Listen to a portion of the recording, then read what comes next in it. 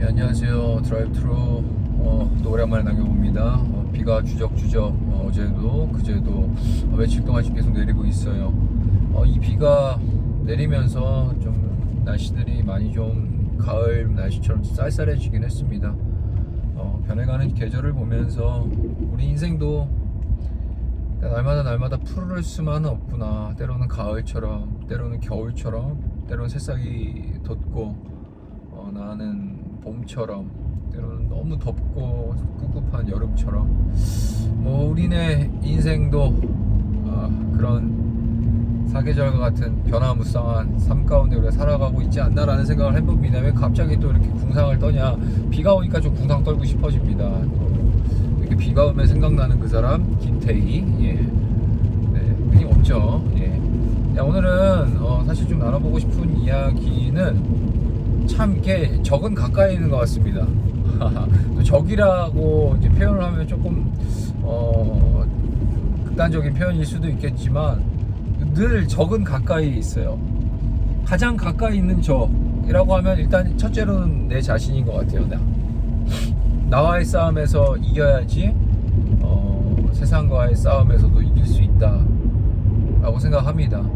왜냐하면 스스로를 컨트롤하지 못하면 자기 감정에 이끌리거나 자기 생각 또 자기 경험 자기만의 어떤 그런 지식 곤조죠. 그런 것들을 중심으로 모든 세상을 판단하고 사람을 판단하고 또 이렇게 현상들을 바라봅니다. 좀 위험한 것 같아요.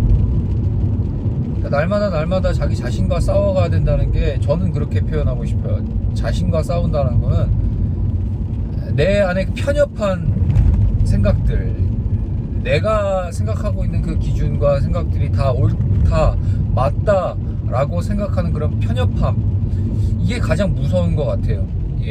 세상은 넓어요. 그리고 세상에 수많은 사람들이 있고 그 안에는 정말 더 많은 전문성을 가진 사람들도 있을 수 있고 더 많은 경험들을 가진 사람들도 분명히 있을 수 있습니다.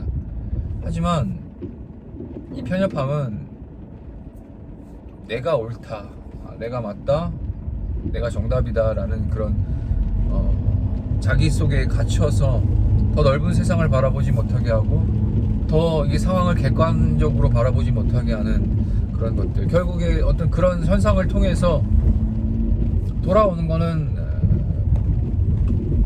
자신에게 돌아오는 거죠. 불이익, 부당함, 부정함. 뭐 이런 얘기를 왜 하냐. 또 적은 가까이 있다라고 하는데 왜 자꾸 자기 자신을 이렇게 제대로 컨트롤 해야 된다라고 얘기해 드리고 싶은 이유는 신앙인을 살면서 신앙생활을 하고 교회로서 또한 성도로서 살아갈 때 정말 제일 힘들게 하는 게 바로 나의 믿음 없음, 연약함, 이 첫 번째고요. 그리고 또 두 번째로 좀 이렇게 답답한 거는 바로 교회 자신인 것 같아요. 교회를 위해 사역을 하고 섬기고 또한 교회가 하나님의 교회로서의 그 역할을 잘 감당할 수 있게끔 나름대로의 그런 최선을 다하고 노력을 하고 기도하면서 준비하는, 이건 뭐 단지 뭐 사역자 한 사람의 사역자만의 문제가 아니라 모든 성도들이라면 다 그 신앙의 중심은 다 교회고 또 교회를 통해서 많은 사람들이 구원을 받는 하나님 나라가 확장되는 것에 대한 소망을 가지고 살아갈 거랍니다. 근데 또 이런 일들을 나름대로 동기부여를 갖고 열심히 순종하고 섬길 때 부딪히는 게 있어요. 그 부딪힘은 결국 교회 안에서 부딪히죠. 대략 세상 사람들은 관심이 없어요. 뭐 교회가 무엇을 하든 내가 무엇을 하든 뭐 하나님 나라를 위해서 뭐 사역을 하든 섬기건 세상 사람들은 굳이 그렇게 관심을 안 가죠. 근데 문제는 교회 안에서 더 많은 방해가 있고 노이즈가 있고 분쟁이 생기죠. 이런 모습들을 보고 더 세상은 교회를 신뢰하지 못하죠. 이런 모습 속에서 저도 사실 이제 지금 섬기는 교회에서 올해 이제 1년 이상을 이제 사역을 하고 있는데 사실 어려움이 생각보다 많습니다. 참 사역을 하고자 하는데도 하겠다는데도 이제 여러 가지 이유로 사역이 이제 막히는 경우가 많습니다. 특정 인물이나 그런 부분들의 문제라기보다는 결국에 자기중심적인 자기 경험 안에서, 예를 들면 뭐 저희 교회가 오래된 전통 교회이긴 한데 이 교회가 갖고 있는 이 전통 그 바깥을 뚫고 나가지 못하는 거예요. 교회의 역사와 전통이 있어서 정말 좋은 점이 있습니다. 분명히 교회가 건강하게 수많은 시간들을 검증되어서 여기까지 건강하게 하나님 은혜로 왔어요. 그건 인정하고 은혜죠. 감사해야 돼요. 하지만 그 이상 이 시대를 또한 지금 70여 년 전, 80년 전에 어떤 그때 시대 상황에 갖고 있는 그런 구습들을 이제는 시간이 지났고 오늘날 맞는 옷을 이제 복음 가운데 입혀줄 수 있어야 된다는 거예요. 그러니까 복음이 변한다는 건 아니지만 교회가 이 시대를 사역을 하고 이 지금 오늘날 MZ 세대들을 세워나가고 사역함에 있어서는 먼저 이 교회가 먼저 생각을 전환을 해야 되고 탈피하고 그들 지금 이 시대가 어떤 시대인지 읽어낼 수 있어야 돼요.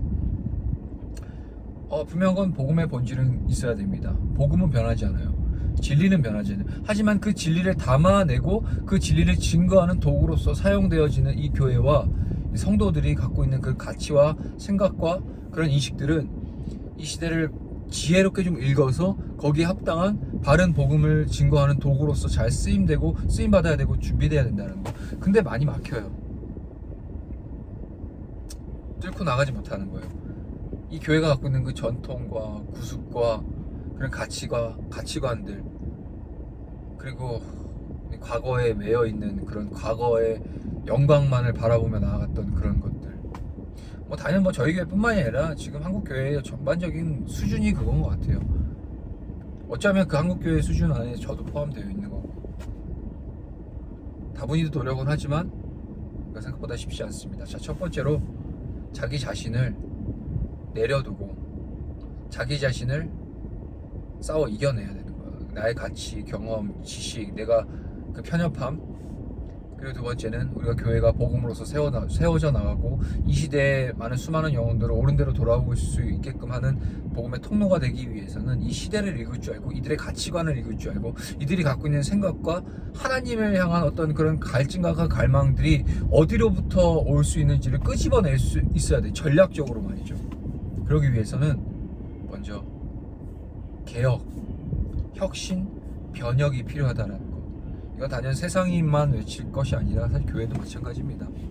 물론 가장 중요한 건 그 안에 예수 그리스도의 참된 진리가 담겨 있느냐 안 담겨 있느냐겠죠. 자, 이렇게 비가 오는 날 잠깐 또 한마디 나눠봤는데요. 목적지 다 왔고요. 좋은 날 되시고 또 언제 또 다시 드라이브 트루를 남길 수 있을지는 아직 모르겠지만 다음에 만나는 그날까지 여러분 삶에서도 늘 변화하고 개혁되고, 칼빈 유명한 얘기 하잖아요. 개혁된 교회는 계속해서 개혁되어야 한다. 개혁이라는 단어가 나쁜 게 아니에요. 복음의 본질과 그 진리와 복음이 갖고 있는 그 능력을 가지고 복음을 지키기 위해서는 그 과정과 방법과 수단과 그런 모든 상황들은 얼마든지 개혁될 수 있다는 겁니다. 우리의 개인의 신앙, 교회뿐만 아니라 개인의 신앙도 마찬가지고요. 성령님의 운행하심과 조명하심과 그 하나님이 가르쳐주신 그 지혜에 따라서 그때 상황에 맞게끔 그것을 순종하고 나아가는 거예요. 그게 참된 지혜라는 거죠. 자, 그런 은혜 안에서 살아갈 수 있기를 간절히 소망하며 바랍니다. 좋은 날 되시고 오늘도 승리하세요. 피스.